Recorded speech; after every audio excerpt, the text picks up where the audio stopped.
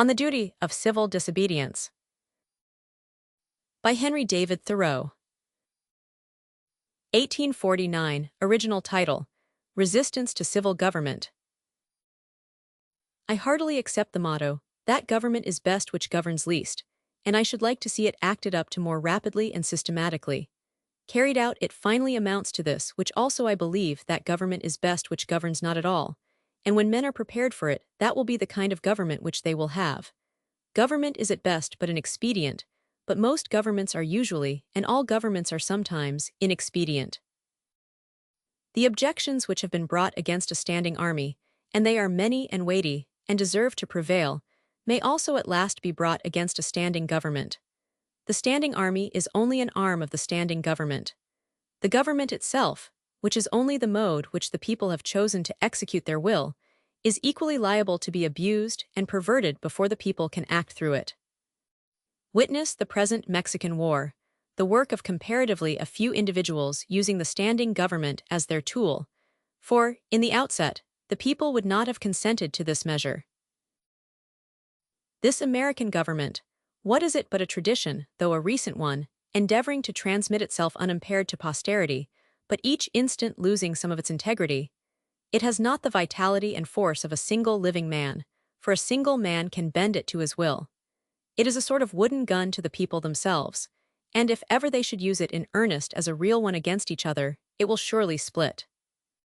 But it is not the less necessary for this, for the people must have some complicated machinery or other, and hear its din, to satisfy that idea of government which they have. Governments show thus how successfully men can be imposed on, even impose on themselves, for their own advantage. It is excellent, we must all allow, yet this government never of itself furthered any enterprise but by the alacrity with which it got out of its way. It does not keep the country free. It does not settle the West. It does not educate. The character inherent in the American people has done all that has been accomplished, and it would have done somewhat more if the government had not sometimes got in its way. For government is an expedient by which men would fain succeed in letting one another alone, and, as has been said, when it is most expedient, the governed are most let alone by it. Trade and commerce, if they were not made of India rubber, would never manage to bounce over obstacles which legislators are continually putting in their way. And, if one were to judge these men wholly by the effects of their actions, and not partly by their intentions, they would deserve to be classed and punished with those mischievous persons who put obstructions on the railroads. But to speak practically and as a citizen, unlike those who call themselves no-government men, I ask for, not at once no government, but at once a better government. Let every man make known what kind of government would command his respect, and that will be one step toward obtaining it. After all, the practical reason why, when the power is once in the hands of the people, a majority are permitted, and for a long period continue, to rule, is not because they are most likely to be in the right, nor because this seems fairest to the minority, but because they are physically the strongest. But a government in which the majority rule in all cases cannot be based on justice, even as far as men understand it.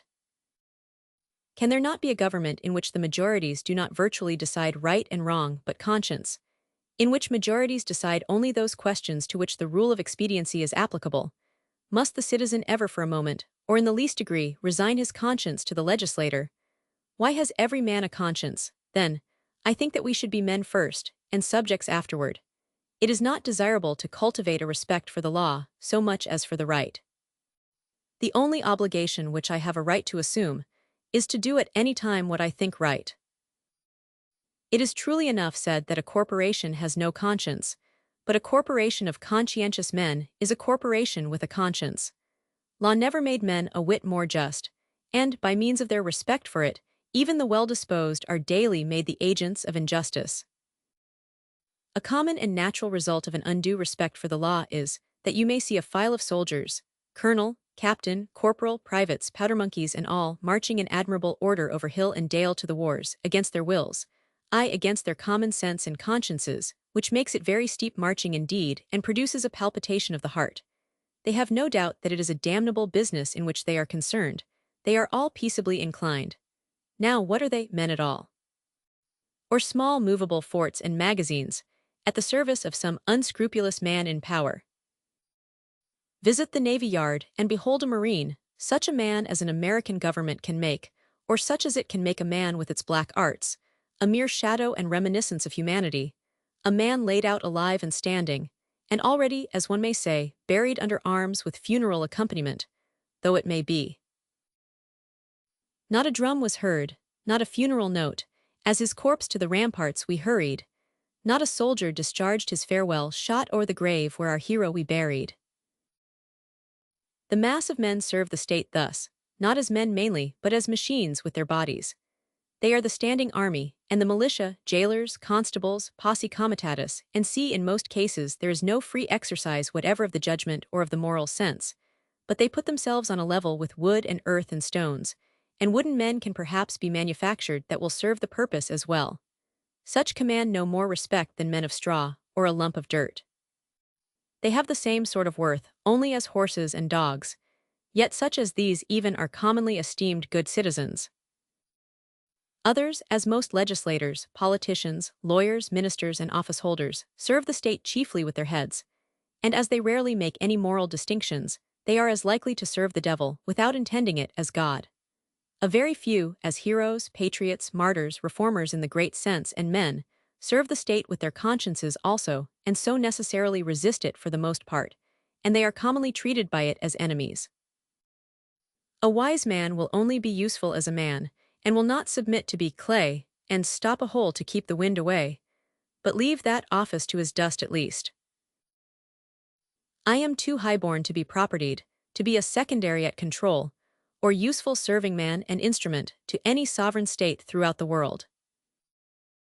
He who gives himself entirely to his fellow-men appears to them useless and selfish, but he who gives himself partially to them is pronounced a benefactor and philanthropist. How does it become a man to behave toward the American government today? I answer that he cannot without disgrace be associated with it. I cannot for an instant recognize that political organization as my government, which is the slave's government also. All men recognize the right of revolution, that is, the right to refuse allegiance to and to resist the government when its tyranny or its inefficiency are great and unendurable. But almost all say that such is not the case now. But such was the case, they think, in the Revolution of '75. If one were to tell me that this was a bad government because it taxed certain foreign commodities brought to its ports, it is most probable that I should not make an ado about it, for I can do without them. All machines have their friction, and possibly this does enough good to counterbalance the evil. At any rate, it is a great evil to make a stir about it. But when the friction comes to have its machine, and oppression and robbery are organized, I say, let us not have such a machine any longer. In other words, when a sixth of the population of a nation which has undertaken to be the refuge of liberty are slaves, and a whole country is unjustly overrun and conquered by a foreign army, and subjected to military law, I think that it is not too soon for honest men to rebel and revolutionize. What makes this duty the more urgent is that fact, that the country so overrun is not our own, but ours is the invading army. Paley, a common authority with many on moral questions, in his chapter on the duty of submission to civil government, resolves all civil obligation into expediency, and he proceeds to say, that so long as the interest of the whole society requires it, that is, so long as the established government cannot be resisted or changed without public inconveniency, it is the will of God that the established government be obeyed, and no longer. This principle being admitted, the justice of every particular case of resistance is reduced to a computation of the quantity of the danger and grievance on the one side, and of the probability and expense of redressing it on the other. Of this, he says, every man shall judge for himself. But Paley appears never to have contemplated those cases to which the rule of expediency does not apply, in which a people, as well as an individual, must do justice, cost what it may. If I have unjustly wrested a plank from a drowning man, I must restore it to him though I drown myself. This, according to Paley, would be inconvenient, but he that would save his life in such a case shall lose it. This people must cease to hold slaves, and to make war on Mexico, though it cost them their existence as a people. In their practice, nations agree with Paley, but does anyone think that Massachusetts does exactly what is right at the present crisis? A drab of state, a clotho-silver slut, to have her train borne up, and her soul trail in the dirt. Practically speaking, the opponents to a reform in Massachusetts are not 100,000 politicians at the South, but 100,000 merchants and farmers here, who are more interested in commerce and agriculture than they are in humanity, and are not prepared to do justice to the slave and to Mexico, cost what it may. I quarrel not with far-off foes, but with those who, near at home, co-operate with and do the bidding of those far away, and without whom the latter would be harmless. We are accustomed to say that the mass of men are unprepared, but improvement is slow because the few are not materially wiser or better than the many. It is not so important that many should be as good as you, as that there be some absolute goodness somewhere, for that will leaven the whole lump. There are thousands who are in opinion opposed to slavery and to the war, who yet in effect do nothing to put an end to them, who, esteeming themselves children of Washington and Franklin, sit down with their hands in their pockets, and say that they know not what to do and do nothing, who even postpone the question of freedom to the question of free trade, and quietly read the prices current along with the latest advices from Mexico after dinner, and, it may be, fall asleep over them both. What is the price current of an honest man and patriot today? They hesitate and they regret and sometimes they petition, but they do nothing in earnest and with effect. They will wait, well disposed, for others to remedy the evil, that they may no longer have it to regret. At most, they give only a cheap vote and a feeble countenance and Godspeed to the right as it goes by them. There are 999 patrons of virtue to one virtuous man, but it is easier to deal with the real possessor of a thing than with the temporary guardian of it. All voting is a sort of gaming, like checkers or backgammon, with a slight moral tinge to it, a playing with right and wrong with moral questions, and betting naturally accompanies it. The character of the voters is not staked.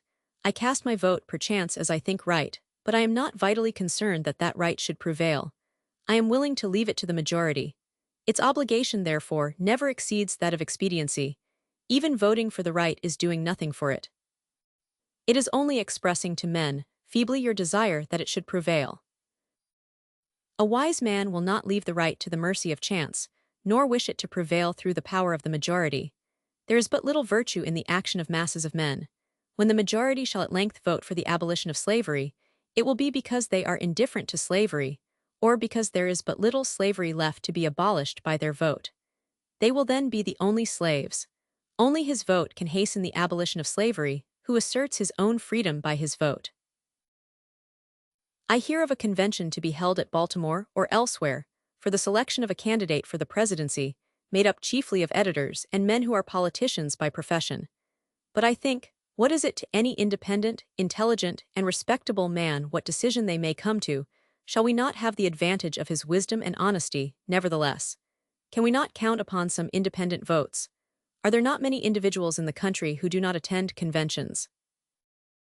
But no, I find that the respectable man, so called, has immediately drifted from his position, and despairs of his country, when his country has more reasons to despair of him.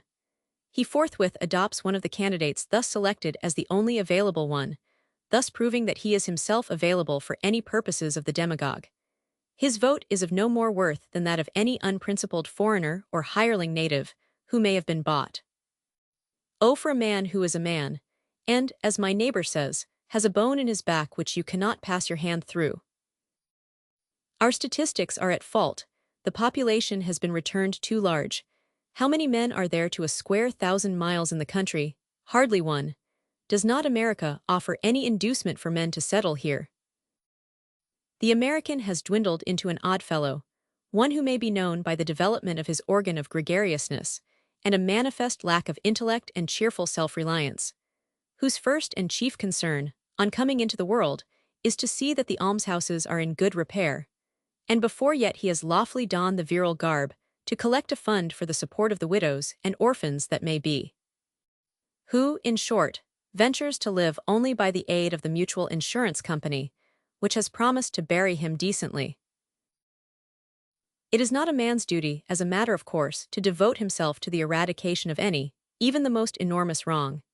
He may still properly have other concerns to engage him, but it is his duty at least to wash his hands of it, and if he gives it no thought longer, not to give it practically his support.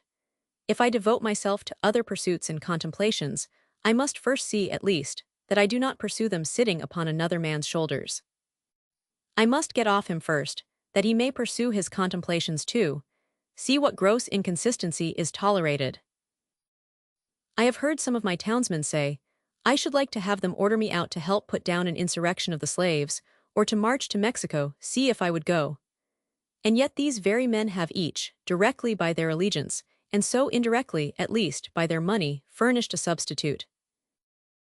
The soldier is applauded who refuses to serve in an unjust war by those who do not refuse to sustain the unjust government which makes the war, is applauded by those whose own act and authority he disregards and sets at naught, as if the state were penitent to that degree that it hired one to scourge it while it sinned, but not to that degree that it left off sinning for a moment.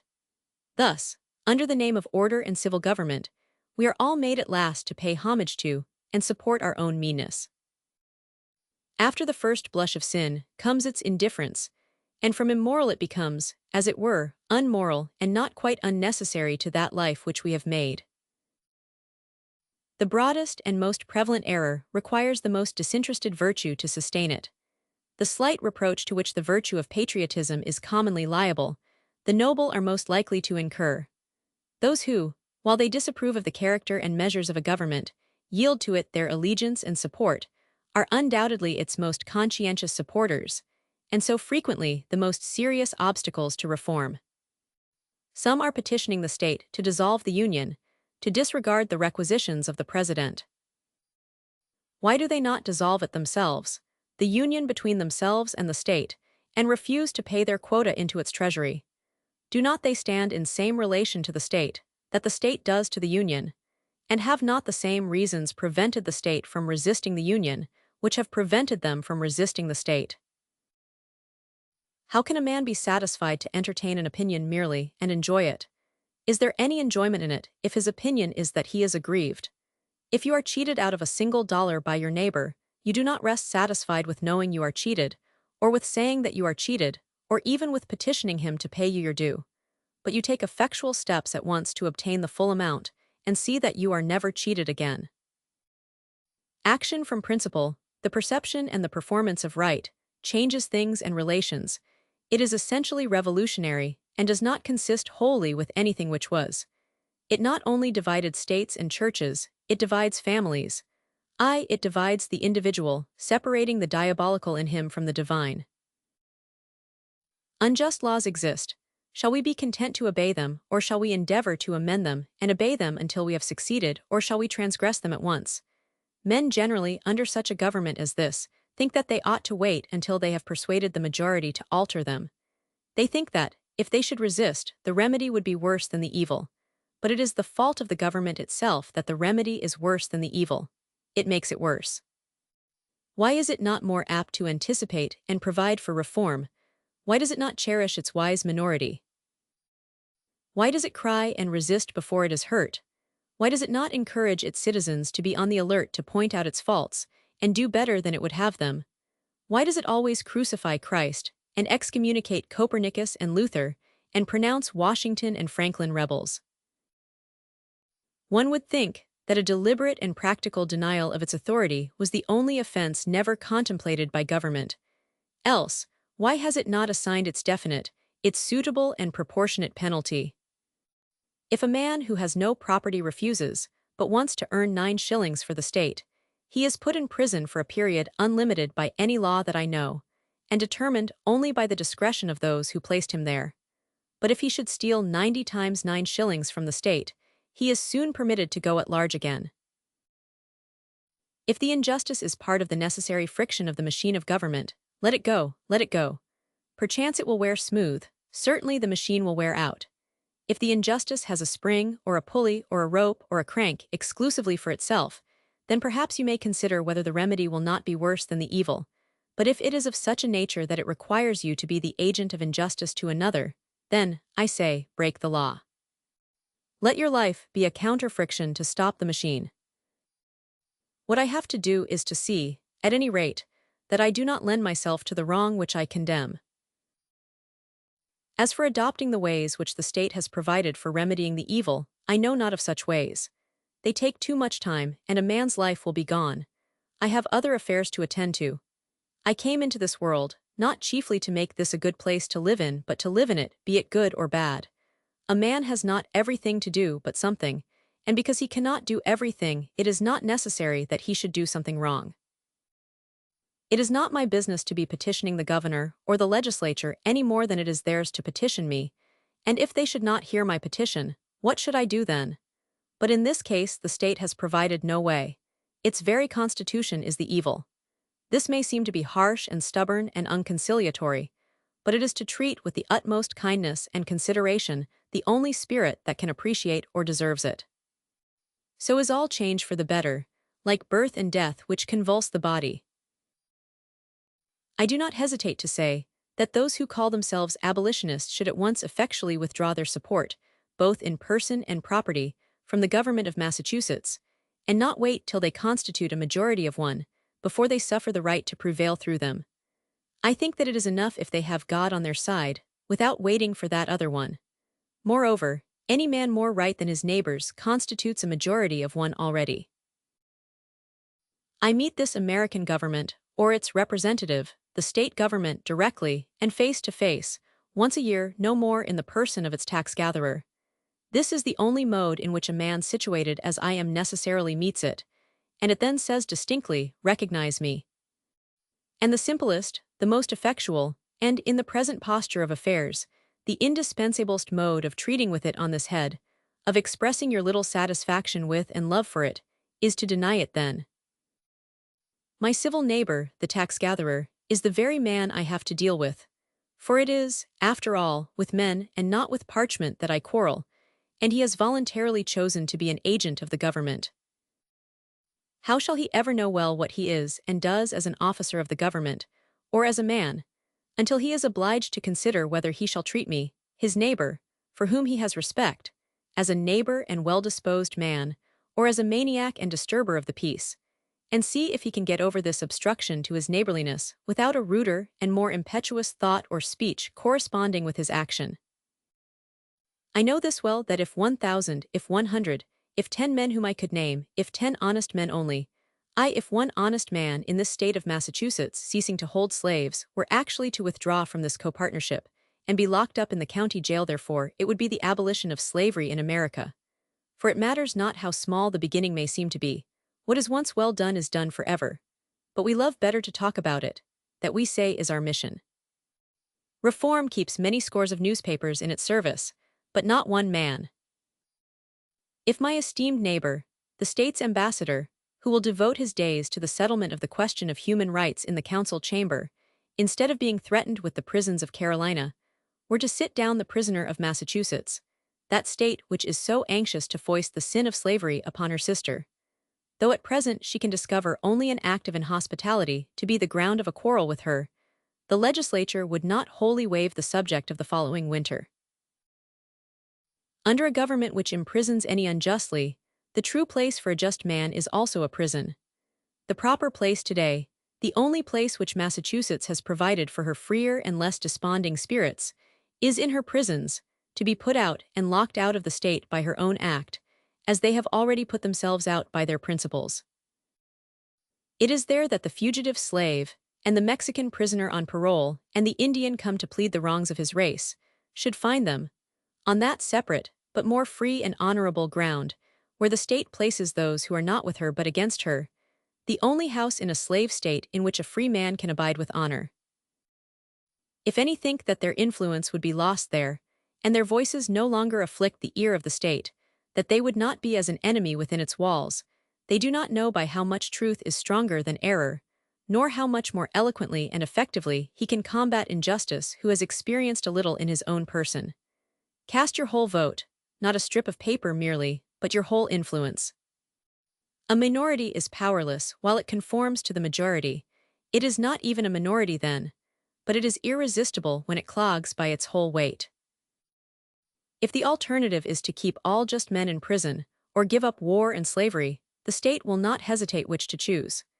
If 1,000 men were not to pay their tax bills this year, that would not be a violent and bloody measure, as it would be to pay them, and enable the state to commit violence and shed innocent blood. This is, in fact, the definition of a peaceable revolution, if any such is possible. If the tax gatherer or any other public officer asks me, as one has done, "But what shall I do?" my answer is, if you really wish to do anything, resign your office. When the subject has refused allegiance, and the officer has resigned his office, then the revolution is accomplished. But even suppose blood should flow. Is there not a sort of blood shed when the conscience is wounded?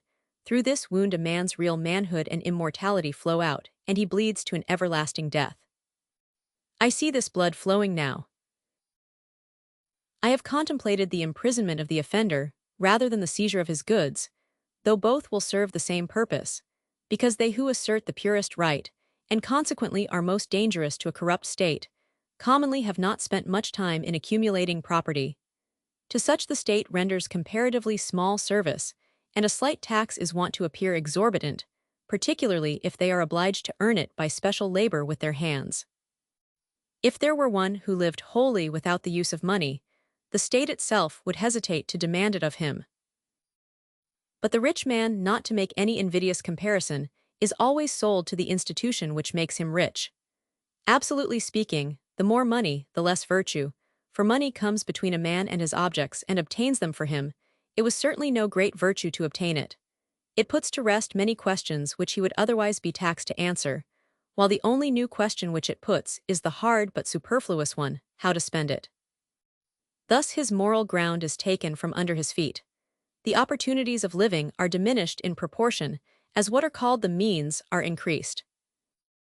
The best thing a man can do for his culture when he is rich is to endeavor to carry out those schemes which he entertained when he was poor. Christ answered the Herodians according to their condition. "Show me the tribute money," said he, and one took a penny out of his pocket. "If you use money which has the image of Caesar on it, and which he has made current and valuable, that is, if you are men of the state, and gladly enjoy the advantages of Caesar's government, then pay him back some of his own when he demands it.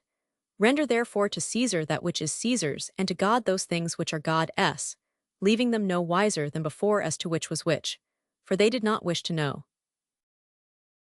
When I converse with the freest of my neighbors, I perceive that, whatever they may say about the magnitude and seriousness of the question, and their regard for the public tranquility, the long and the short of the matter is that they cannot spare the protection of the existing government, and they dread the consequences of disobedience to it to their property and families. For my own part, I should not like to think that I ever rely on the protection of the state. But if I deny the authority of the state when it presents its tax bill, it will soon take and waste all my property, and so harass me and my children without end. This is hard. This makes it impossible for a man to live honestly and at the same time comfortably in outward respects. It will not be worth the while to accumulate property, that would be sure to go again. You must hire or squat somewhere, and raise but a small crop, and eat that soon. You must live within yourself, and depend upon yourself, always tucked up and ready for a start, and not have many affairs. A man may grow rich in Turkey even, if he will be in all respects a good subject of the Turkish government. Confucius said, "If a state is governed by the principles of reason, poverty and misery are subjects of shame. If a state is not governed by the principles of reason, riches and honors are the subjects of shame." No, until I want the protection of Massachusetts to be extended to me in some distant southern port, where my liberty is endangered, or until I am bent solely on building up an estate at home by peaceful enterprise, I can afford to refuse allegiance to Massachusetts and her right to my property and life. It costs me less in every sense to incur the penalty of disobedience to the state than it would to obey. I should feel as if I were worth less in that case. Some years ago, the state met me in behalf of the church and commanded me to pay a certain sum toward the support of a clergyman whose preaching my father attended, but never I myself. "Pay it," it said, "or be locked up in the jail." I declined to pay, but unfortunately another man saw fit to pay it. I did not see why the schoolmaster should be taxed to support the priest, and not the priest the schoolmaster, for I was not the state's schoolmaster, but I supported myself by voluntary subscription. I did not see why the Lyceum should not present its tax bill, and have the state to back its demand, as well as the church. However, at the request of the selectmen, I condescended to make some such statement as this in writing. Know all men by these presents, that I, Henry Thoreau, do not wish to be regarded as a member of any incorporated society which I have not joined. This I gave to the town clerk, and he has it. The state, having thus learned that I did not wish to be regarded as a member of that church, has never made a like demand on me since, though it said that it must adhere to its original presumption that time. If I had known how to name them, I should then have signed off in detail from all the societies which I never signed on to, but I did not know where to find such a complete list. I have paid no poll tax for 6 years. I was put into a jail once on this account for one night, and as I stood considering the walls of solid stone, 2 or 3 feet thick, the door of wood and iron, a foot thick, and the iron grating which strained the light, I could not help being struck with the foolishness of that institution which treated me as if I were mere flesh and blood and bones, to be locked up. I wondered that it should have concluded at length that this was the best use it could put me to, and had never thought to avail itself of my services in some way. I saw that, if there was a wall of stone between me and my townsmen, there was a still more difficult one to climb or break through, before they could get to be as free as I was. I did nor for a moment feel confined, and the walls seemed a great waste of stone and mortar. I felt as if I alone of all my townsmen had paid my tax. They plainly did not know how to treat me, but behaved like persons who are underbred. In every threat, and in every compliment there was a blunder, for they thought that my chief desire was to stand the other side of that stone wall. I could not but smile to see how industriously they locked the door on my meditations, which followed them out again without let or hindrance, and they were really all that was dangerous. As they could not reach me, they had resolved to punish my body, just as boys, if they cannot come at some person against whom they have a spite, will abuse his dog. I saw that the state was half-witted, that it was timid as a lone woman with her silver spoons, and that it did not know its friends from its foes, and I lost all my remaining respect for it and pitied it.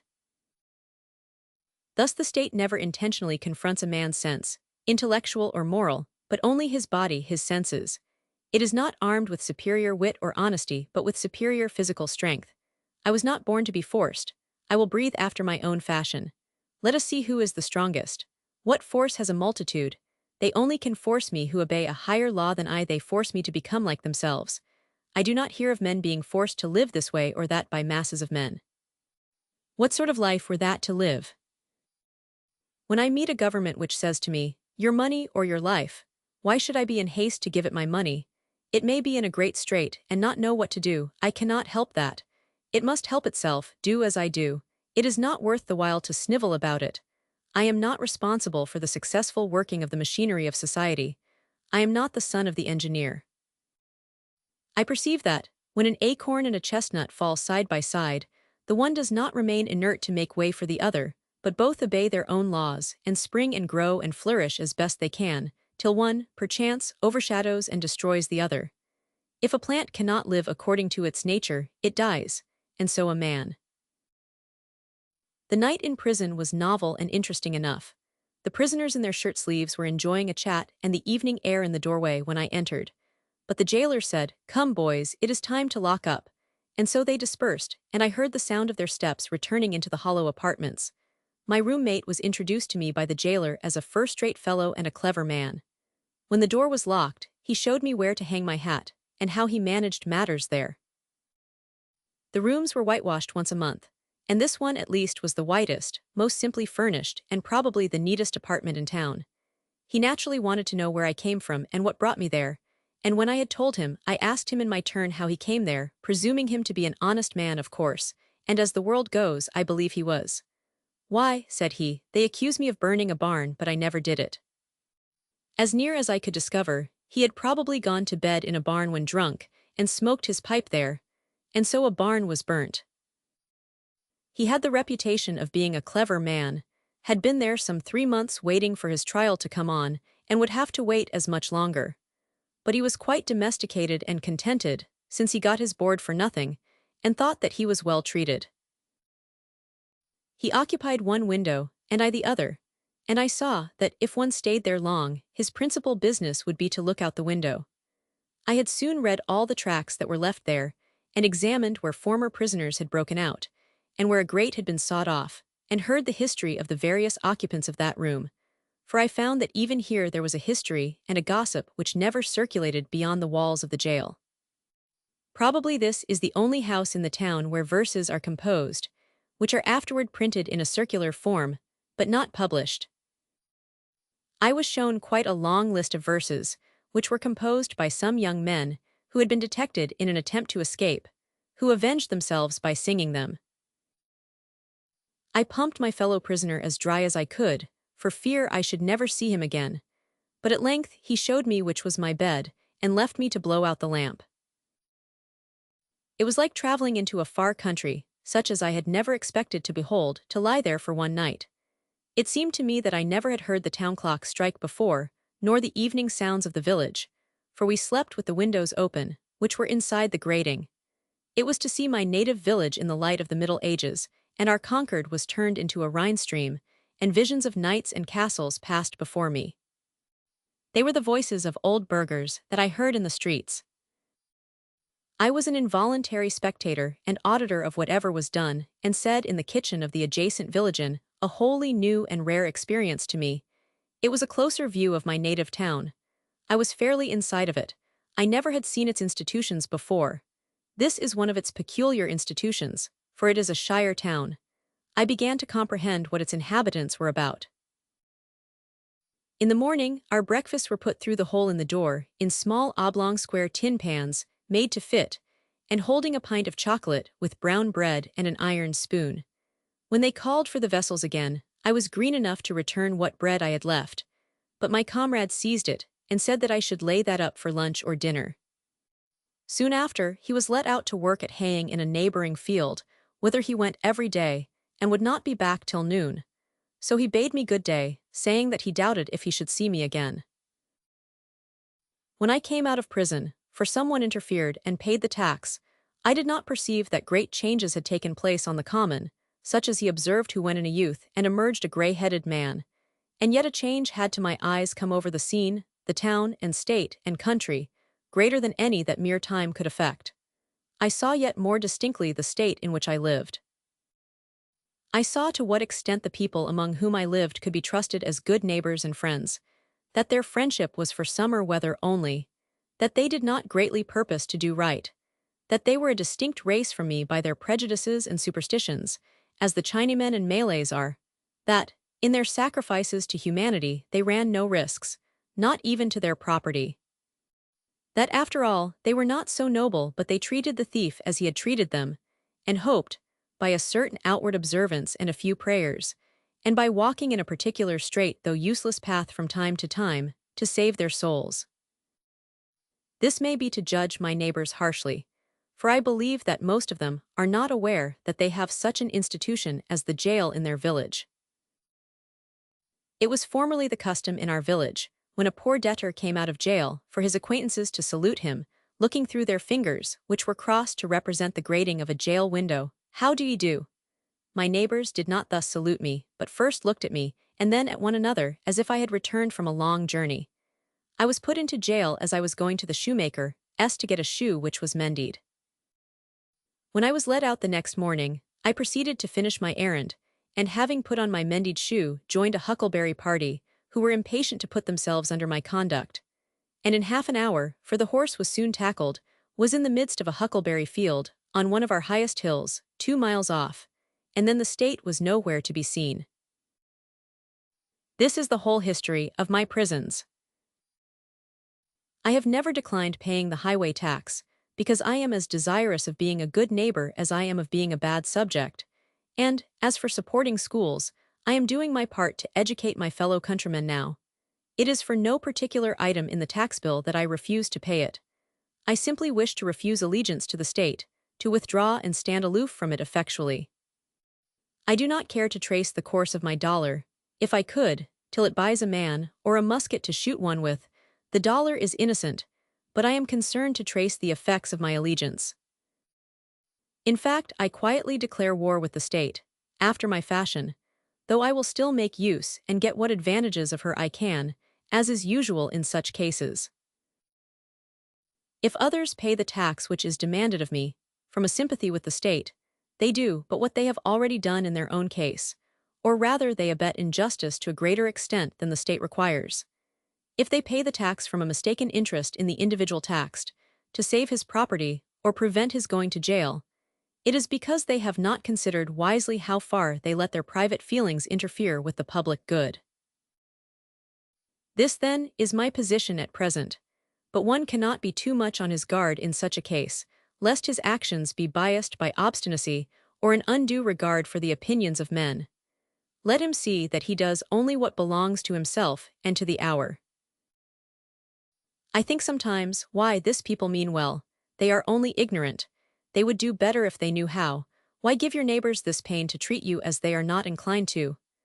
But I think, again, this is no reason why I should do as they do, or permit others to suffer much greater pain of a different kind. Again, I sometimes say to myself, when many millions of men, without heat, without ill will, without personal feeling of any kind, demand of you a few shillings only, without the possibility, such is their constitution, of retracting or altering their present demand, and without the possibility, on your side, of appeal to any other millions, why expose yourself to this overwhelming brute force? You do not resist cold and hunger, the winds and the waves, thus obstinately. You quietly submit to 1,000 similar necessities. You do not put your head into the fire. But just in proportion as I regard this as not wholly a brute force, but partly a human force, and consider that I have relations to those millions as to so many millions of men, and not of mere brute or inanimate things, I see that appeal is possible, first and instantaneously, from them to the maker of them, and secondly from them to themselves. But if I put my head deliberately into the fire, there is no appeal to fire or to the maker of fire, and I have only myself to blame. If I could convince myself that I have any right to be satisfied with men as they are, and to treat them accordingly, and not according, in some respects, to my requisitions and expectations of what they and I ought to be, then, like a good Mussulman and fatalist, I should endeavor to be satisfied with things as they are, and say it is the will of God. And above all, there is this difference between resisting this and a purely brute or natural force, that I can resist this with some effect. But I cannot expect, like Orpheus, to change the nature of the rocks and trees and beasts. I do not wish to quarrel with any man or nation. I do not wish to split hairs, to make fine distinctions, or set myself up as better than my neighbors. I seek rather, I may say, even an excuse for conforming to the laws of the land. I am but too ready to conform to them. Indeed, I have reason to suspect myself on this head, and each year, as the tax-gatherer comes round, I find myself disposed to review the acts and position of the general and state governments, and the spirit of the people to discover a pretext for conformity. We must affect our country as our parents, and if at any time we alienate out love of industry from doing it honor, we must respect effects and teach the sole matter of conscience and religion, and not desire of rule or benefit. I believe that the state will soon be able to take all my work of this sort out of my hands, and then I shall be no better patriot than my fellow countrymen. Seen from a lower point of view, the Constitution with all its faults is very good. The law and the courts are very respectable. Even this state and this American government are, in many respects, very admirable and rare things to be thankful for, such as a great many have described them. Seen from a higher still, and the highest, who shall say what they are, or that they are worth looking at or thinking of at all? However, the government does not concern me much, and I shall bestow the fewest possible thoughts on it. It is not many moments that I live under a government, even in this world. If a man is thought-free, fancy-free, imagination-free, that which is not never for a long time appearing to be to him, unwise rulers or reformers cannot fatally interrupt him. I know that most men think differently from myself, but those whose lives are by profession devoted to the study of these or kindred subjects content me as little as any. Statesmen and legislators, standing so completely within the institution, never distinctly and nakedly behold it. They speak of moving society, but have no resting place without it. They may be men of a certain experience and discrimination, and have no doubt invented ingenious and even useful systems, for which we sincerely thank them, but all their wit and usefulness lie within certain, not very wide limits. They are wont to forget that the world is not governed by policy and expediency. Webster never goes behind government, and so cannot speak with authority about it. His words are wisdom to those legislators who contemplate no essential reform in the existing government. But for thinkers, and those who legislate for all time, he never once glances at the subject. I know of those whose serene and wise speculations on this theme would soon reveal the limits of his mind's range and hospitality. Yet compared with the cheap professions of most reformers, and the still cheaper wisdom and eloquence of politicians in general, his are almost the only sensible and valuable words, and we thank heaven for him. Comparatively, he is always strong, original, and above all, practical. Still his quality is not wisdom but prudence. The lawyer's truth is not truth, but consistency or a consistent expediency. Truth is always in harmony with herself, and is not concerned chiefly to reveal the justice that may consist with wrongdoing. He well deserves to be called, as he has been called, the defender of the Constitution. There are really no blows to be given by him but defensive ones. He is not a leader but a follower. His leaders are the men of 87. I have never made an effort, he says, and never proposed to make an effort. I have never countenanced an effort, and never mean to countenance an effort to disturb the arrangement as originally made, by which the various states came into the Union. Still thinking of the sanction which the Constitution gives to slavery, he says, because it was part of the original compact, let it stand. Notwithstanding his special acuteness and ability, he is unable to take a fact out of its merely political relations, and behold it as it lies absolutely to be disposed of by the intellect. What, for instance, it behoves a man to do here in America today with regard to slavery, but ventures, or is driven, to make some such desperate answer as the following, while professing to speak absolutely, and as a private man, from which what new and singular code of social duties might be inferred. The manner, says he, in which the governments of those states where slavery exists are to regulate it, is for their own consideration, under the responsibility to their constituents, to the general laws of propriety, humanity, and justice, and to God. Associations formed elsewhere, springing from a feeling of humanity, or any other cause, have nothing whatever to do with it. They have never received any encouragement from me, and they never will. These extracts have been inserted since the lecture was read, HDT. They who know of no purer sources of truth, who have traced up its stream no higher, stand, and wisely stand, by the Bible and the Constitution, and drink at it there with reverence and humanity. But they who behold where it comes trickling into this lake or that pool, gird up their loins once more, and continue their pilgrimage toward its fountainhead. No man with a genius for legislation has appeared in America. They are rare in the history of the world. There are orators, politicians, and eloquent men by the thousand, but the speaker has not yet opened his mouth to speak who is capable of settling the much-vexed questions of the day. We love eloquence for its own sake, and not for any truth which it may utter, or any heroism it may inspire. Our legislators have not yet learned the comparative value of free trade and of freedom, of union, and of rectitude to a nation. They have no genius or talent for comparatively humble questions of taxation and finance, commerce and manufactures and agriculture.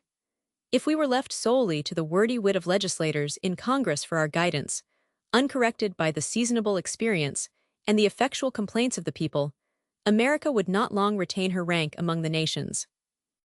For 1800 years, though perchance I have no right to say it, the New Testament has been written. Yet where is the legislator who has wisdom and practical talent enough to avail himself of the light which it sheds on the science of legislation?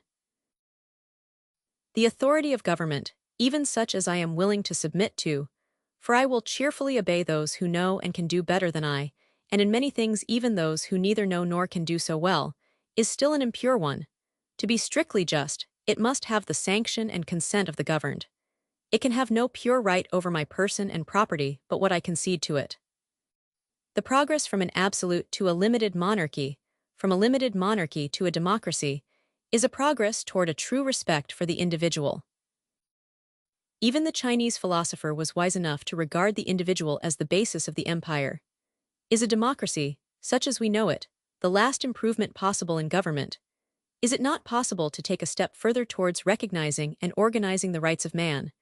There will never be a really free and enlightened state until the state comes to recognize the individual as a higher and independent power, from which all its own power and authority are derived, and treats him accordingly.